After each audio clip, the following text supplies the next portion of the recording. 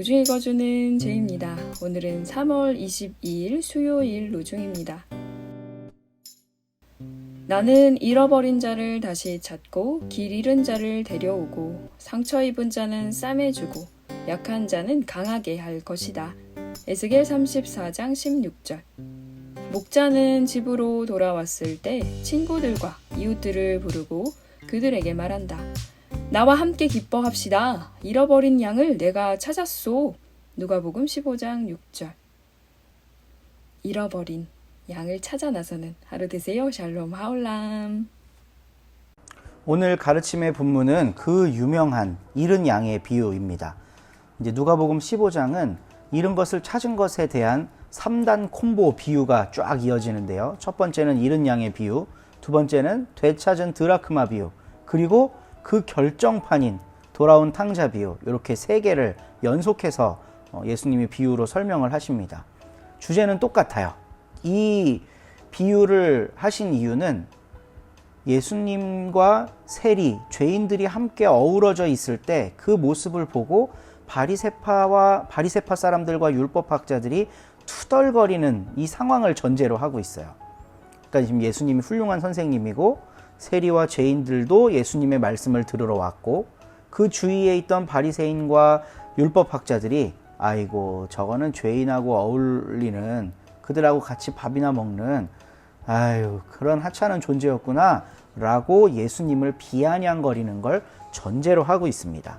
이때 예수님이 3단 콤보 비유를 날리시는 거예요.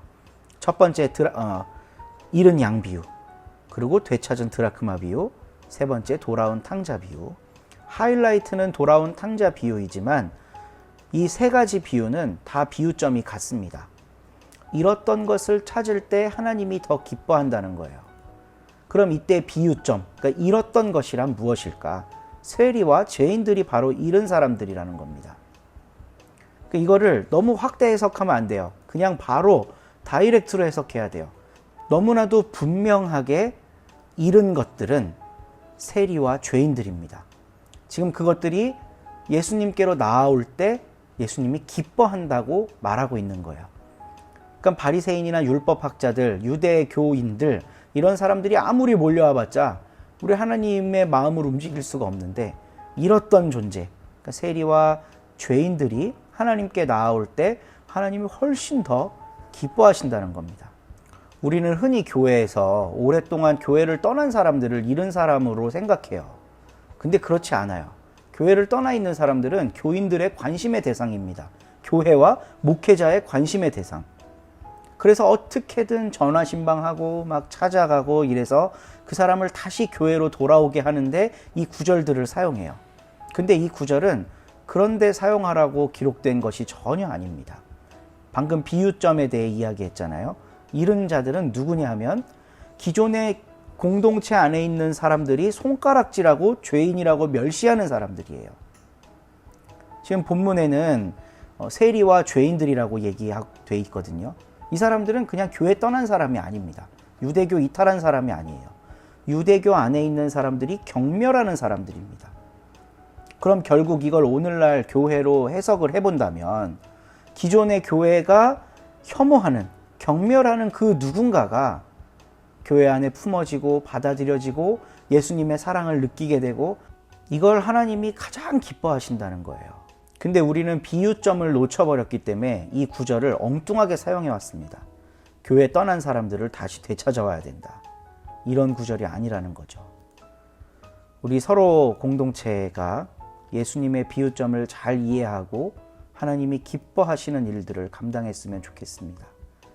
기존의 교회가 주류 교권이 혐오하고 미워하고 죄인이라고 손가락질하는 그들의 편에 서서 그 사람 한 사람이 세워지는 것을 잃은 양을 되찾은 기쁨을 누리는 이 양의 주인처럼 함께 누리는 우리 서로님들이 되기를 간절히 소망합니다. 좋은 하루 되세요. 10장. 나 바울이 직접 그리스도님의 온유함과 너그러움을 힘입어 여러분에게 권유합니다. 내가 여러분 가운데서 얼굴을 마주하고 있을 때는 몸을 낮추지만 떠나 있을 때는 여러분을 강경하게 대한다고들 합니다. 그런데 내가 부탁드립니다. 여러분 곁에 있게 될 때에 내가 단호한 태도로 강경하게 여러분을 대하는 일이 없도록 해주십시오.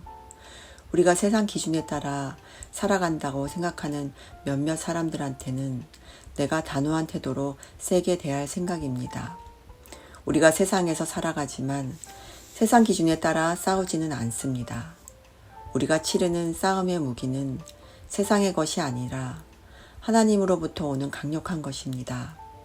든든한 성체도 허물어뜨릴 수 있을 만큼 강력한 것이지요. 우리는 교묘한 주장들을 허물어뜨립니다. 하나님을 알아가는 것에 맞서 스스로 높아진 모든 도도함도 짓뭉개 버립니다. 그리고 모든 생각을 사로잡아 그리스도님께 순종하게 합니다. 우리는 모든 불순종을 벌할 준비가 되어 있습니다. 언제든 여러분의 순종이 완전하게 되기만 하면요. 여러분은 사람의 겉모습만 보고 있습니다. 누구든 자신이 그리스도님께 속해 있다고 굳게 믿고 있다면 이것을 스스로 다시 생각해 보시기 바랍니다.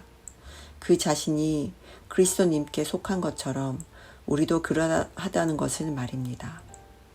주님이 주신 우리의 권한에 대해 내가 좀 지나치게 자랑했다 해도 나는 창피를 당하지 않을 것입니다. 그 권한은 여러분을 세워주라고 주신 것이지 허물어뜨리라고 주신 것이 아니기 때문입니다. 내가 나의 편지들을 통해 여러분을 겁주려고 하는 것처럼 보이고 싶지는 않습니다. 그런데도 내가 이 편지를 쓰는 까닭은 이렇게 말하는 사람이 있기 때문입니다.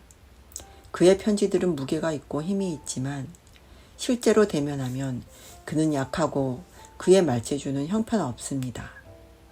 이런 사람은 이것을 잘 알아두시기 바랍니다. 우리가 떠나 있을 때 편지를 통해서 무슨 말을 썼으면 곁에 있을 때 행동도 꼭 그렇게 한다는 것을 말입니다.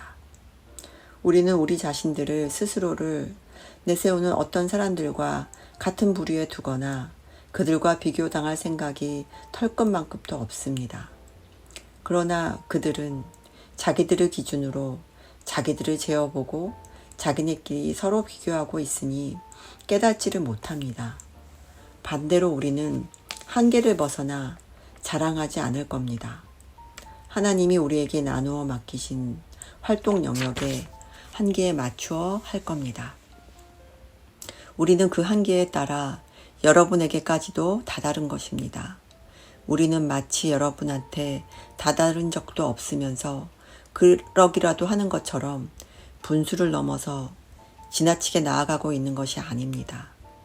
우리가 그리스도님의 복음을 가지고 여러분에게까지 또 가장 먼저 이르렀으니까요. 우리는 한계를 벗어나서 다른 사람이 애써 해놓은 일을 가지고 자랑하는 것이 아닙니다. 우리가 가진 희망은 여러분 가운데서 여러분의 믿음이 자라남에 따라 우리의 활동 영역이 더욱 커지는 것입니다.